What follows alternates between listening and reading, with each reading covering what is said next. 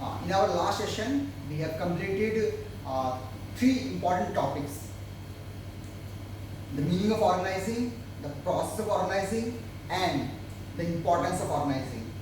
आज जो हम पढ़ने जा रहे हैं ऑर्गेनाइजेशनल स्ट्रक्चर। ऑर्गेनाइजेशनल स्ट्रक्चर, ये ऑर्गेनाइजेशनल स्ट्रक्चर होता क्या है, क्यों ज़रूरी है, क्यों ज़रूरी है और इसमें कुछ लिमिटेशंस भी है। आज हम इसके बारे में पूरा का पूरा डिटेल पढ़ेंगे। ओके, तो चलिए स्टार्ट करते हैं आज का सेशन। ऑर्गेनाइजेशनल स्ट्रक्चर, सबसे पहले आप ये सोचिए, स्ट्रक्चर कोई भी हम फ्रेम बनाते, कोई भी हम स्ट्रक्चर बनाते, क्यों बनाते हैं। फॉर एग्जांपल हर किसी के घर में एक फ्रेम होता है, उसमें फोटोज वगैरह होते हैं, फ्रेम होता है। ओके, तो आपने देखा होगा फ्रेम के अंदर बहुत सारी चीज़ें रहती है, फोटोज हो गया, फिर कुछ मोटिवेशनल थॉट्स वगैरह होते हैं, तो बहुत सारी चीज़ें फ्रेम के अंदर होती है। तो वैसे ही एक ऑर्गेनाइजेशन में हम क्या करते हैं, स्ट्रक्चर तैयार करते हैं ऑर्गेनाइजेशन का। यानी बिजनेसमैन क्या करता है, अपने बिजनेस का, जो भी वो बिजनेस कर रहा है, अपने बिजनेस का स्ट्रक्चर तैयार करता है कि मेरे बिजनेस का स्ट्रक्चर क्या होगा। ओके, तो उसके लिए वो अलग अलग चीज़ें करता है। ओके, तो क्या करता है, उसके लिए वो किस तरीके से और चीज़ों को इकट्ठा करता है, किस तरीके से वो फ्रेमवर्क तैयार करता है, उसके लिए हम देखेंगे कि ऑर्गेनाइजेशन वो आपको मिलेगा ऑर्गेनाइजेशन स्ट्रक्चर में। तो पहले हम देखते हैं, चलते हैं इसमें कि ऑर्गेनाइजेशन स्ट्रक्चर होता क्या है। It is organisation structure can be defined as a network of job position, responsibility and authority at different level।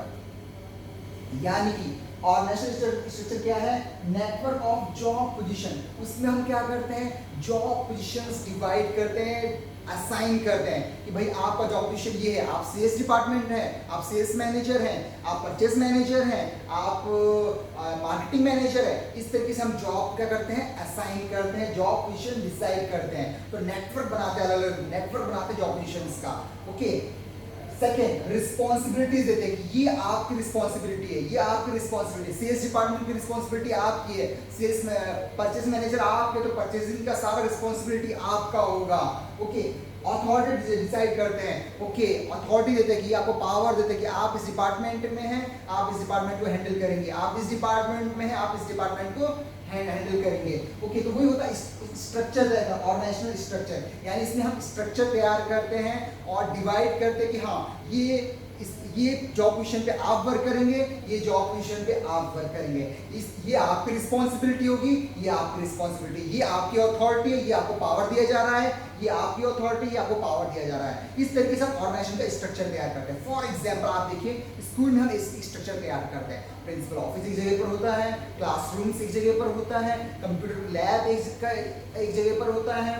Okay, तो इस तरीके से प्लेग्राउंड एक जगह पर होता है। तो इस तरीके से हम स्कूल का स्ट्रक्चर तैयार करते हैं। बैंक में आप जाएंगे तो बैंक का स्ट्रक्चर होता है, कैशियर एक जगह पर होगा, मैनेजर एक जगह पर होगा, एक जगह से आपको स्लिप्स मिलेगा, एक जगह पे आप विड्रॉ कर सकते हैं पैसा, एक जगह पे आप डिपॉजिट कर सकते हैं। ओके, तो इस तरीके से स्ट्रक्चर तैयार करते हैं। वैसे बिजनेसमैन क्या करता है, स्ट्रक्चर तैयार करता है, ऑर्गेनाइजेशनल स्ट्रक्चर को तैयार करता है बिजनेस करने के लिए। ओके, तो इससे क्या बेनिफिट है, स्ट्रक्चर तैयार करने से हमें क्या फायदे मिलेंगे, क्या बेनिफिट्स मिलेंगे। उससे क्या होता है, better flow of communication, easily हम कम्युनिकेट कर पाएंगे एक दूसरे से। यानी अगर सेल्स डिपार्टमेंट में कुछ प्रॉब्लम है, वो अब किसी और डिपार्टमेंट से, यानी परचेज डिपार्टमेंट से बात कर सकता है। परचेज डिपार्टमेंट में कुछ प्रॉब्लम्स आ रहा है तो वो दूसरे डिपार्टमेंट से बात कर सकता है इजीली। वो होता है आपका बेटर फ्लो ऑफ कम्युनिकेशन। क्यों, क्योंकि हमने ऑर्गेनाइजेशन स्ट्रक्चर तैयार कर दिया है। ओके, फॉर एग्जाम्पल आप बैंक में जाते हैं, आपको फॉर्म कहीं से मिलेगा, आपने फॉर्म ले लिया। ओके, फॉर्म लेने के बाद आप गए, आपने पैसे कहीं और से निकाले, या आपने पैसे जमा किए, कोई प्रॉब्लम है तो आप इजी जा सकते हैं, मैनेजर से बात कर सकते हैं। स्ट्रक्चर तैयार है वहाँ पे, आपको कोई कंफ्यूजन नहीं होगा। वहीं पर मान लीजिए स्ट्रक्चर तैयार नहीं है, आपको पता ही नहीं है मैनेजर कहाँ बैठता है, आपको पता नहीं कैश कहाँ से मिलता है, आप मालूम नहीं फॉर्म कहाँ से मिलता है, तो घूमते रहेंगे, सब लोग से पूछते रहेंगे। तो कम्युनिकेशन तो वही होता है, स्ट्रक्चर तैयार करने से कम्युनिकेशन बहुत बेटर वे में फ्लो करता है। सेकंड चीज, चेक रिस्पॉन्सिबिलिटी। जब हम जब स्ट्रक्चर तैयार करते हैं तो हम रिस्पॉन्सिबिलिटीज इजीली चेक कर सकते हैं कि भैया आपकी रिस्पॉन्सिबिलिटी ये थी, आपने क्यों नहीं किया, या कि आपकी रिस्पॉन्सिबिलिटी ये थी, आपने बहुत अच्छे से किया। ओके, आपकी अथॉरिटी, आपको अथॉरिटी दिया गया था, आपने अथॉरिटी का सही यूज किया कि नहीं किया, तो हम इजीली उसको कर सकते हैं, चेक कर सकते हैं। और लास्ट और सबसे इंपॉर्टेंट चीज जो ऑर्गेनाइज स्ट्रक्चर तैयार करने से हमें मिलता है, वो है कोऑर्डिनेशन इन वर्क। ओके, अब देखिए हमने स्ट्रक्चर तैयार किया है। अब मान लीजिए कंपनी का गोल तो एक ही है, कोई भी कंपनी उसका गोल तो एक ही रहता है, यस हमें इतना प्रॉफिट अर्न करना है या हमें इतना टारगेट को अचीव करना है। और उसी टारगेट को अचीव करने के लिए हर एक डिपार्टमेंट वर्क कर रहा है।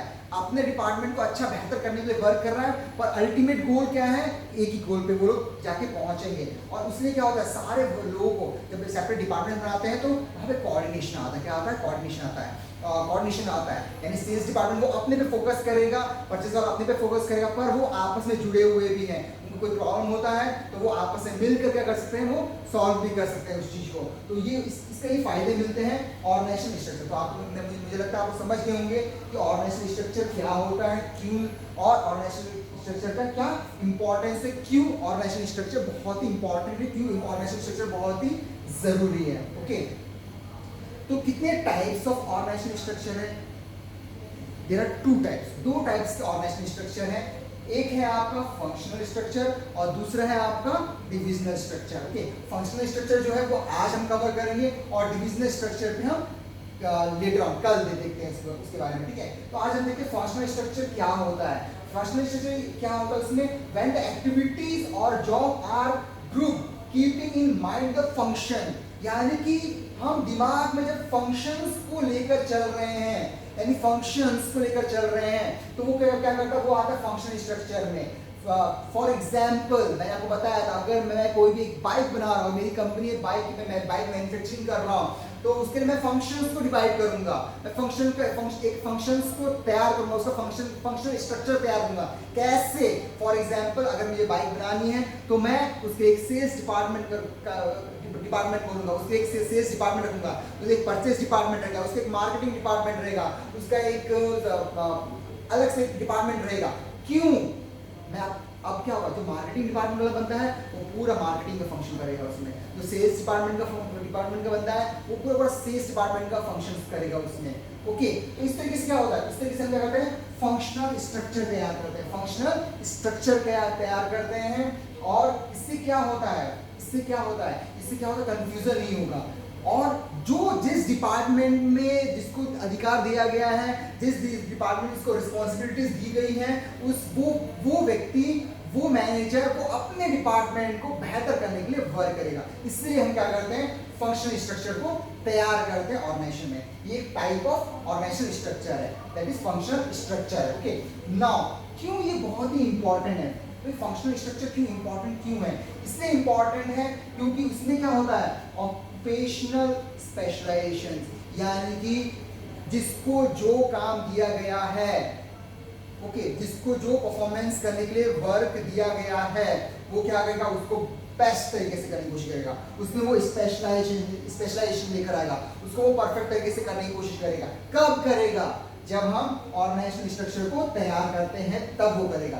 हमने ऑर्गेनाइजेशन स्ट्रक्चर तैयार कर दिया, डिपार्टमेंट्स को सेपरेट कर दिया, हर एक को फंक्शन दे दिया गया, हर एक को ड्यूटीज दे दिया गया, तो वो क्या करेगा, वो अपने डिपार्टमेंट में स्पेशलाइजेशन लेकर आने की कोशिश करेगा, यानी बेस्ट परफॉर्मेंस देने की कोशिश करेगा, परफेक्ट तरीके से करने की कोशिश करेगा वहां पे। Okay, that is occupational specialisation. इसमें एक और चीज हम जोड़ सकते हैं जो केस स्टडीज में बहुत बार आता है, कि ऑक्यूपेशनल स्ट्रक्चर में एक और चीज आता है कि जिसकी जो क्वालिफिकेशंस होंगी उसके हिसाब से उसको दिया जाएगा वर्क, चाहे वो मैनेजर हो, चाहे वो मिडिल लेवल मैनेजर हो, ओके, चाहे वो लोअर लेवल मैनेजर, चाहे वो वर्कर ही क्यों ना हो, उसकी काबिलियत के हिसाब से, उसकी काबिलियत, उसकी क्वालिफिकेशन के हिसाब से उसको वर्क दिया जाएगा, ताकि वो उस काम को परफेक्ट तरीके से कर सके।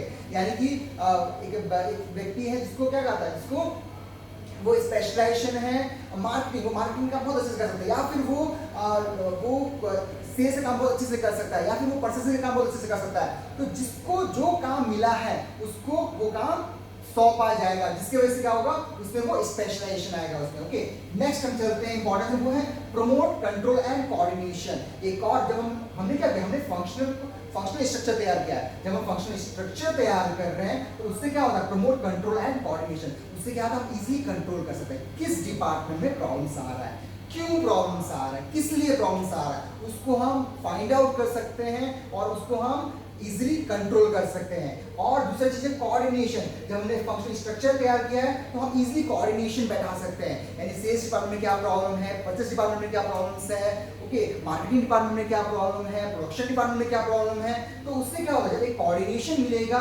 कोऑर्डिनेशन के थ्रू हम एक गोल की तरफ, जो हमारा वन गोल, जो मेन एम था हम लोग का कि हम इतना टारगेट अचीव करना है, ओके, या फिर हमें इस गोल को अचीव करना है, उसको हम इजीली अचीव कर सकते हैं। इसलिए हम क्या तैयार करते हैं, फंक्शनल स्ट्रक्चर तैयार करते हैं। फोर्थ पॉइंट हम आते हैं इसमें मिनिमम डुप्लीकेशन ऑफ वर्क। ये मैं आपको पहले भी समझा चुका था कि डुप्लीकेशन ऑफ वर्क क्या होता है। जब हम फंक्शनल स्ट्रक्चर हम तैयार करते हैं उसके वजह से क्या होता है, डुप्लीकेशन ऑफ वर्क नहीं होगा, यानी कि एक व्यक्ति दूसरे का काम नहीं करेगा। सेल्स डिपार्टमेंट में जितने लोगों को सेल्स का काम दिया गया है उसमें जो मैनेजर है, जो वर्कर्स है, जो भी उसमें है, वो उनको अपना अपना काम असाइन किया हुआ है, अपना अपना ड्यूटी असाइन किया गया है। ओके, तो उसके हिसाब से वो क्या करेंगे, अपना वर्क को परफेक्ट तरीके से करने की कोशिश करेंगे, जिसकी वजह से क्या होगा, एक बहुत बड़ी प्रॉब्लम सॉल्व हो जाएगी, डुप्लीकेशन ऑफ वर्क नहीं होगा, यानी कोई किसी और का काम नहीं करेगा, सब अपने काम पे ध्यान देंगे, अपना काम को परफेक्ट करके वो ऑर्गेनाइजेशनल गोल की ओर आगे ऑर्गेनाइजेशन को लेकर जाएंगे। ओके,